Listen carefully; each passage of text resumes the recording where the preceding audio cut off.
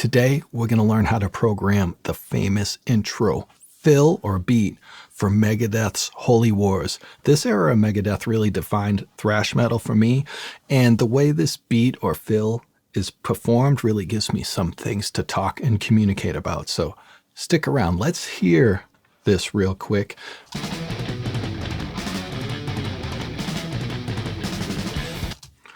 Ooh, it's so thrashy. It's a beautiful thing.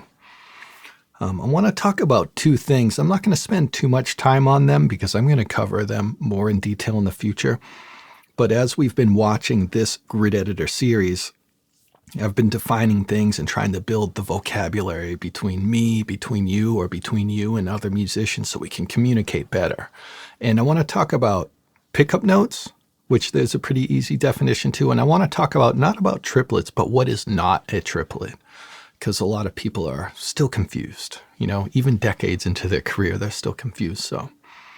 But a pickup note is, I think by definition, a pickup note is notes leading up to a downbeat. And a downbeat, I kind of think there's two definitions to a downbeat. A downbeat traditionally is the first beat in your measure. It's where you count the number one when you count music. That is officially a downbeat. How a lot of drummers communicate downbeats, they think downbeats, in most cases, in a lot of cases, not all cases, is the pulse. It's 1, 2, 3, 4. It's when you count every number in a measure, every quarter note in a measure. Each one of those pulses is a downbeat. So it's interesting. You have to kind of feel out the conversation before you understand what someone means when they say downbeat. So a pickup note is typically notes leading into a downbeat. And we'll use the traditional definition, a downbeat being the first beat in a measure.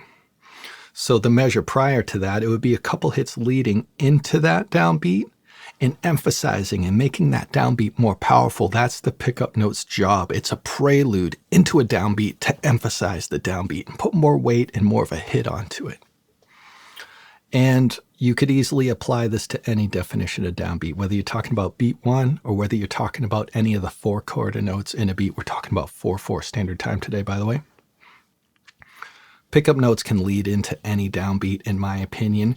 And the purpose of them is when you play a pickup note, which are notes before a downbeat, the purpose of those notes is just to emphasize a downbeat. And this doesn't only have to do with drums. It has to do with any instruments.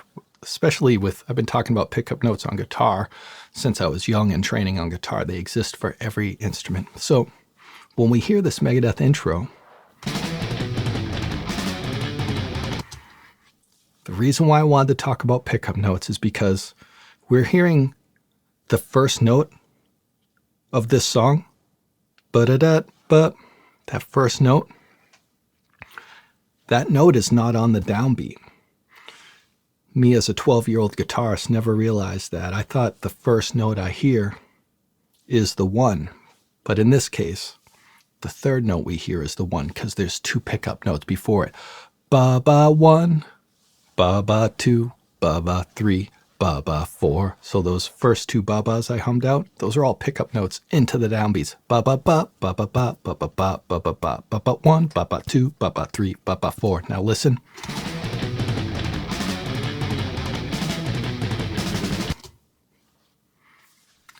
And if someone didn't know that, maybe people haven't thought about pickup notes and their existence, they might program this wrong and think the first note they hear is the one, but that is not the case because we're using pickup notes. The other conversation I wanted to have was triplets. A lot of people, even decades into their career, think triplets are simply three notes in a sequence. Hey man, can you give me a triplet? And that just means play three notes, ba, ba, ba. But that is not a triplet. So if that's your definition, stop saying triplets until you research the situation further. If we listen to this intro, we hear a series of three notes over and over again. Ba, ba, ba, ba, ba, ba, ba, ba, ba, ba, ba, ba. 1, 2, 3, 1, 2, 3, 1, 2, 3, 1, 2, 3. Those are not triplets. Let's listen.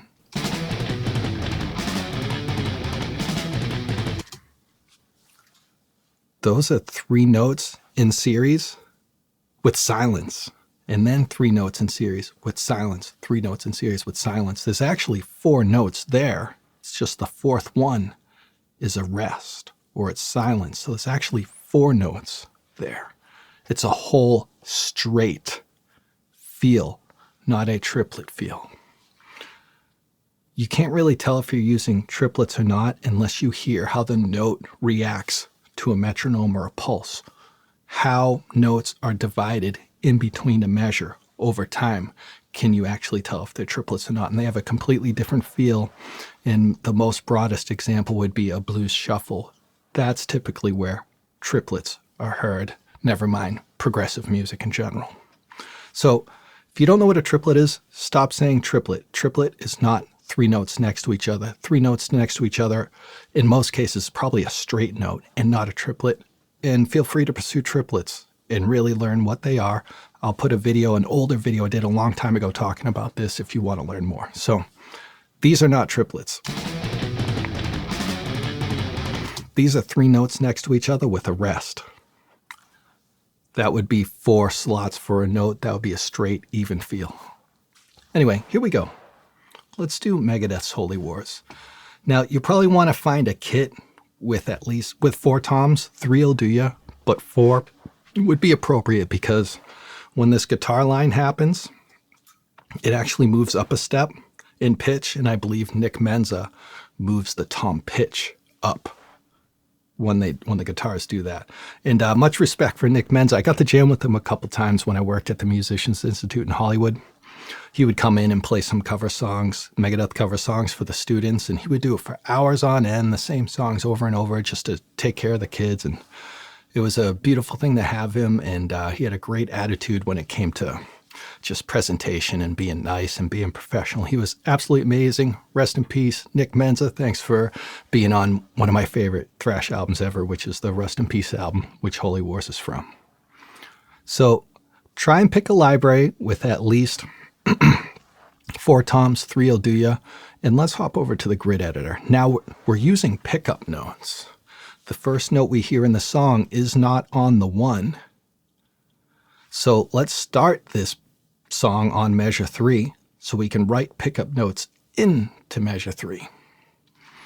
And the first thing I typically do, putting myself in the shoes of an amateur drummer or an amateur drum programmer, is I always start on 8th notes. And the first thing we hear is snares.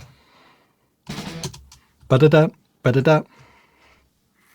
And the first thing I want to do is get the tempo. So let me tap the tempo out. Tick, tick, tick, tick, tick, tick, tick, tick. And I'll just tap that out down here. Tick, tick, tick, tick, tick, tick, tick, tick, tick, tick, tick, tick. Let's do 165. We'll just make it a hair slower since we're not performing this, we're teaching it. So after I get my tempo, in this case I tempoed it, I'm going to go to 8th notes and just draw out those first 3 snares. And remember, the first 2 notes are pickup notes into the downbeat. So let's put 2 snare 8th notes into the downbeat, and look at the dynamics on the snare. This reminds me, you delete these. I do not want to use humanize. The humanize button works wonders for certain things, mostly beats. This is not a beat. This is more of a fill-oriented situation. So let me draw out 3 8th note snares into the downbeat of beat 3. And let's hear this. I'll do playback right before it. Sounds really slow. Sounds about half the speed.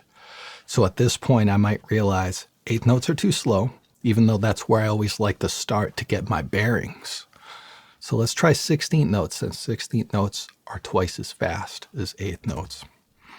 And if you don't see the 16th note lines, that just means you're not zoomed in enough. So let me zoom in a little more. There they are. Now here's 2 pickup notes before measure 3. Now let's draw in some snares. Now let's hear it. We're there. Now I know at the tempo of 165, Megadeth is playing 16th note based riffs. And if you remember, we were talking about, I already kind of gave it away earlier, is we're not hearing triplets, which is 1, 2, 3, 1, 2, 3, 1, 2, 3, 1, 2, 3. We're hearing 16th notes with a rest. So it's 1, 2, 3, rest, 1, 2, 3, rest. So let's follow that recipe, okay?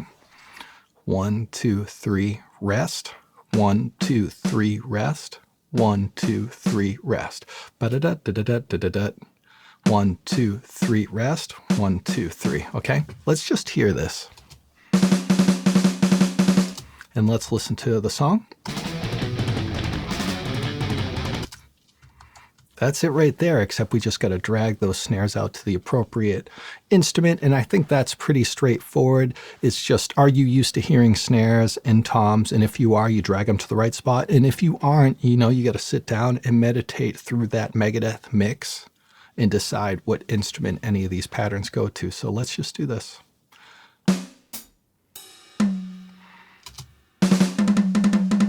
Cool. Actually, I want to save this high tom. So let me start on rack tom 2. And I'll move the rest of these down. Ba-da-da, ba-da-da, ba-da-da, ba-da-da. Let's check it out now. Awesome. I'll delete this. I wrote that by accident. So here's the sequence. We hear this over and over again. 3 snares, 3 tom, 3 tom, 3 tom. Check it out.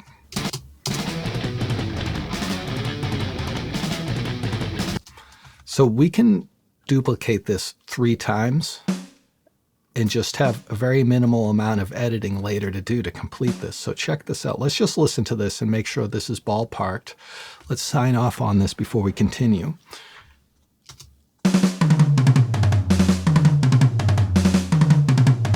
Great. And if you remember, I told you at one point that guitar moves a half step up. I think I hear 𝗪𝗔𝗡𝗧𝗪 shifting his toms all up a pitch. Check it out on the second one. Yeah, so let's just grab the toms. You can see me switching between the arrow and pen tool. I do that for the sake of the tutorial, but you can just use the key commands 1 and 2. If you watch up here, see I can switch through to them instantly. As long as the grid editor is selected and has this orange box around it, using 1 and 2 on the keyboard will switch these tools quickly so you can move way faster. But now I've upped the pitch of the tom second time through. Let's check it out.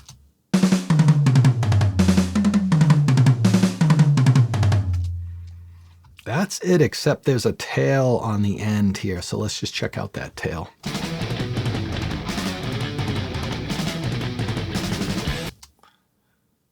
So that last group of 3 on the toms, right here,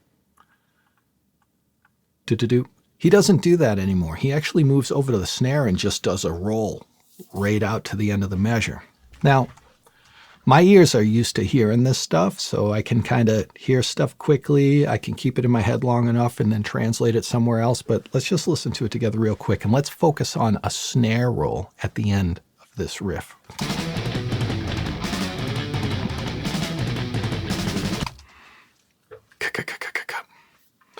When I hear a fast roll like that, or maybe a syncopated pattern, you know, as you get more experience, you'll learn that it's pretty important to get this stuff, what you hear, into your short-term memory well enough to where you can slow it down and count how many notes are in that roll or in that syncopation. And that's just me.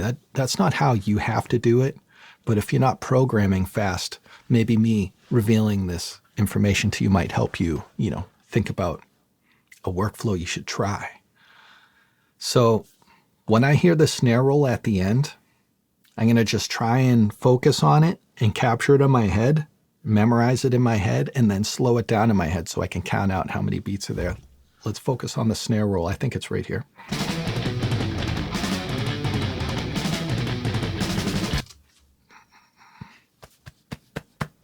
One, two, three, four, five, six. There's 6 notes in that snare roll. So let's move this toms up to the snare. 1, 2, 3. 4, 5, 6, and just visually I know that works because look what's after it. It's the downbeat of measure 6 where the whole band comes in and punches you in the face. So, you know, this would probably be a kick drum and a cymbal. We're not programming past measure 6, but that's just an example. That fill runs right up to the next section of the song. So I feel like I have proof that my math was good. Let's listen to it.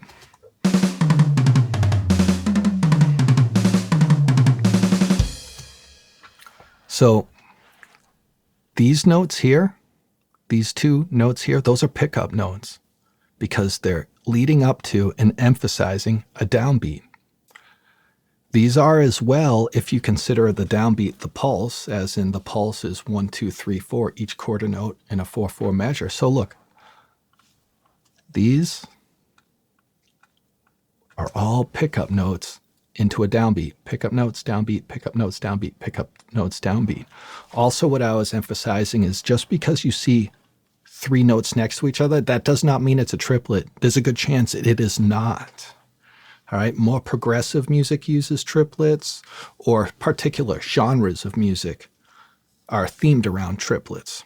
So triplets could be anywhere, but if you're playing popular music in any way, shape, or form, this was popular music in the early 90s, even though it was metal, it was still pop, right? So there's a good chance you're just hearing straight notes. And the reason why someone might call this a triplet, because they hear in groups of 3s, but if you look at the grid, 4 notes belong here. It's just one of them is a rest. So these are straight notes, straight 16th notes. And that's what I wanted to discuss with you today. And I don't want this video to get too long, so I'm just going to whip through a quick humanization. You guys have seen me do this plenty of times. I'm going to move a little faster. Since I want these pickup notes to emphasize this downbeat, I want them to be lower in dynamics so they ramp up to it, okay? And what's the best way? I'll slope it maybe. Let's do that. Fortunately, I can't copy and paste this method because I need to slope each group of 3 straight notes individually. But we should hear a ramping effect. And even if I don't get it right on this, I'm not hearing it. I'm just doing a recipe right now. Even if it's not perfect, you get the idea. We're ramping up into that downbeat. So look at this.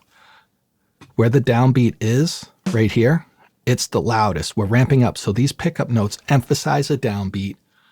In this case, their dynamics are lower, so they ramp up to that downbeat. And that downbeat's the loudest of the 3 hits. Those are just really... that's an appropriate way to emphasize a downbeat with pickup notes. My opinion, of course, it can happen in many different ways. This is a really straightforward, awesome recipe we're hearing.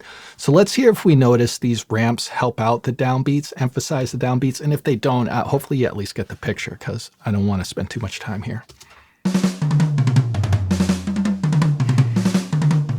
It worked perfectly. I mean, maybe since this is thrash metal, I might select everything and move all the dynamics up a little bit just to get a different, more aggressive tone out of the drums, but the ramping is all still there. Sounds killer. Now let me select all, and I'm going to do a generic humanization, randomization with the micro timing. And it's hard to see these little dots move left and right. Sometimes keeping an eye on the stems of these lollipops really helps you see the notes move. I'm just going to do it a touch, though, because this is professional players playing fast thrash metal. They're probably playing pretty darn good. So I don't want to slopify them up. I just want to nudge those notes a little bit so it's not robotic. That might have done it right there. I moved that up to 11. This is not a recipe you should be taking note of. You got to use your ears, okay?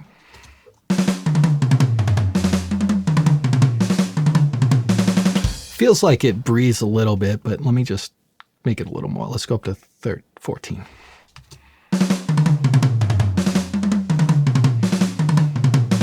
I feel like I can hear a difference there, and that's all I want. I just want to nudge off of perfection. And as for this snare roll at the end, we're not going to ramp it like we did before, though sometimes snare rolls work like that depending on the goal of the songwriter. So I'll undo that move, but I just want to randomize the velocity, which would be down in your velocity lane, and I'll hit the randomization. Yeah, you know what? Let me drag this down a little bit so the randomizing slider has more headroom to work with.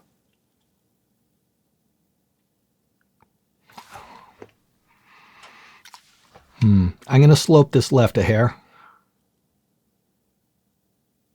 So I've maintained the randomization. I just didn't want to lead loud and end quiet. I feel like we probably want to end loud because it's really ramping into, look, these are actually pickup notes for the downbeat of measure 6. Wink. Let's see your final product. I could easily spend an hour on this, but I'm just trying to get points across to you. I want to get you jump started. No one's going to watch me push dots around for an hour, okay? So here's a good ballpark, and I actually think it sounds pretty good. I haven't heard the snare roll yet, though. Here we go.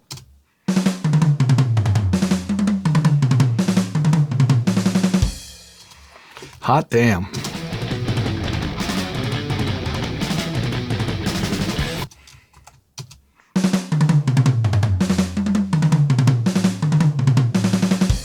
And now that I have this programmed out, I might, find what library I want to use, what preset I want to use. After I decide that tone, then I might double check my dynamics and make sure those dynamics trigger the tone of the library and preset that I chose well enough. If not, I might select all and make a global adjustment so these dynamics work with whatever library and preset I use. So that's it. I'm Sean from Shootie School. Thanks for checking it out. Check out ShootieSchool.com for complete courses and hundreds of free videos just like this one. Rock on.